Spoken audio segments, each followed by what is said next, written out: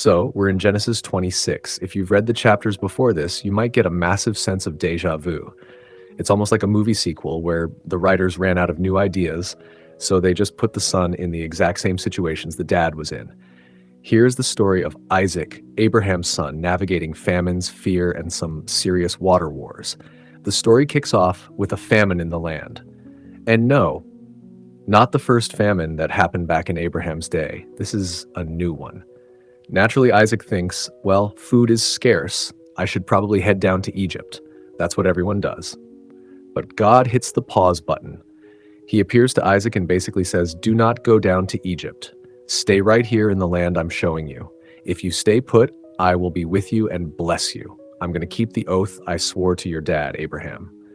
Your descendants will be as numerous as the stars, and through them all nations will be blessed. God reminds him that this massive blessing is happening because Abraham listened and followed the rules. So Isaac listens. He settles in Gerar, which is Philistine territory. Now, here's where it gets funny and a little embarrassing. The men of Gerar start asking about Isaac's wife, Rebekah. Now, Rebekah is described as beautiful in appearance. Isaac gets scared. He thinks, if I say she's my wife, these guys might kill me just to get to her. So what does he do? He pulls an Abraham. He lies and says, she is my sister. Side note, Abraham did this twice. You'd think they would talk about this at family dinners. Hey son, pro tip, don't lie about your wife being your sister. It gets awkward. But Isaac does it anyway. He lives there a long time, keeping up the charade. One day, Abimelech, the king of the Philistines, looks out his window.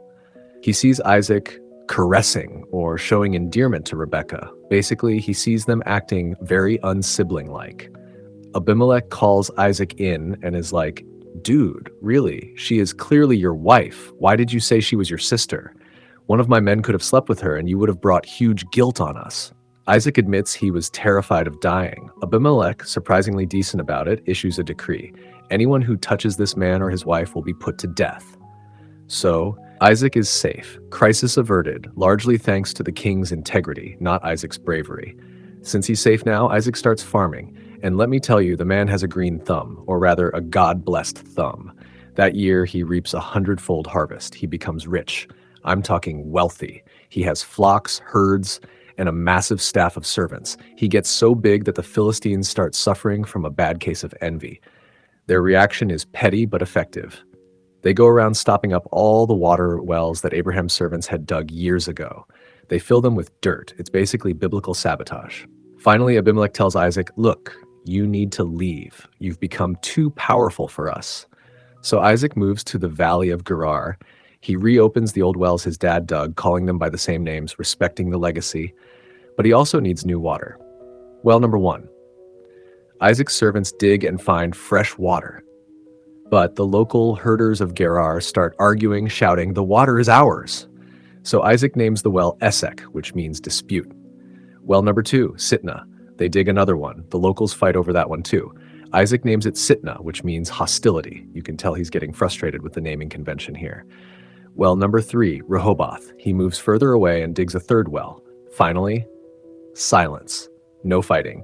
He names it Rehoboth, saying, now the Lord has given us room, and we will flourish in the land. It's a great lesson in persistence. Sometimes you have to dig through a few arguments before you find your peace. Isaac moves up to Beersheba. That very night, the Lord appears to him again and says, I am the God of your father Abraham. Do not be afraid, for I am with you. Isaac builds an altar there and pitches his tent. But the story isn't over. Suddenly, Abimelech shows up from Gerar with his personal advisor and the commander of his army. Isaac is rightfully skeptical. He asks, why are you here? You guys hate me. You literally kicked me out.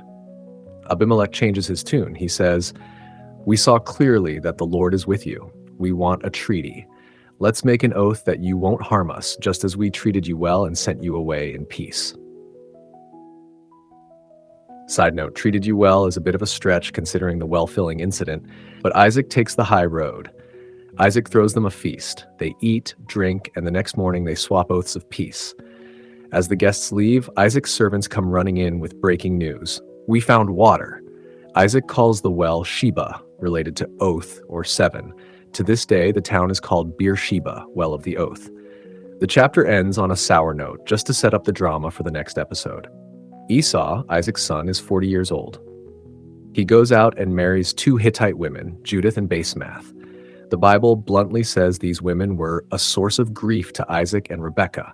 Imagine the awkward Thanksgiving dinners. Isaac and Rebekah are trying to maintain the Holy Covenant, and Esau brings home wives who worship other gods and probably don't get the family culture. It's a foreshadowing of the family trouble coming in chapter 27. Genesis 26 is a bridge between Abraham and Jacob, but it shows us that Isaac wasn't just a footnote. He struggled with the same fears his dad did, but he also learned that God's promise wasn't dependent on him being perfect. It was dependent on God being faithful.